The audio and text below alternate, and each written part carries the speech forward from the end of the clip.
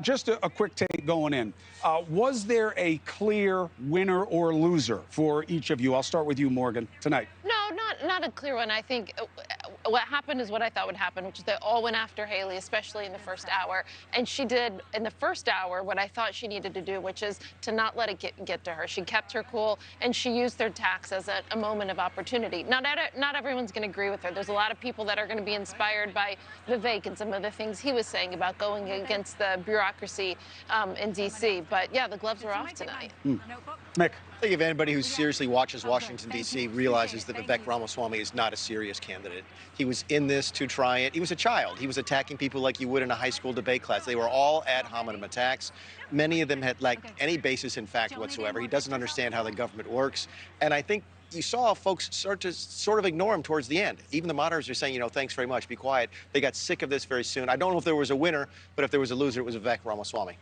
I think that Nikki Haley endured a barrage of attacks from child mutilation, to some of her other positions, and I thought that she did very well. I think that ironically, when Chris Christie came to her defense, I saw her make a big sigh, and she seemed less energetic after that, less confident after that, and she kind of tailed off. On the other hand, Vivek Ramaswamy, who was absolutely obnoxious in the first one, I thought Chris Christie could have and should have gone over and smacked him.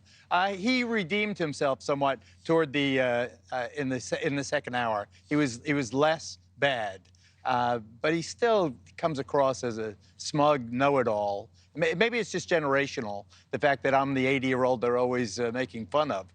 But it seems to me that he's too glib for school. Well, also, let me confirm a suspicion for everybody watching right now. As somebody who has known Geraldo Rivera most of my life, you are proof of the opposite end of the point, which is it's not just about age, it's about stage.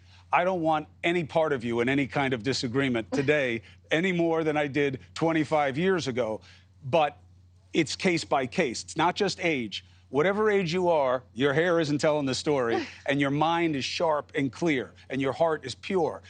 Is that true for the other men that they're judging on terms of age? That's about their stage, and it should be case by case. Sean, did you see anything? Yeah, I mean, look, I thought it was a push. Meaning, did anyone do anything tonight that stood out? And therefore, in absence of somebody having a standout night, Trump wins, right? Because right now he's got this big lead. We talked about it in the pregame. If no one can cut into that, he becomes the de facto winner.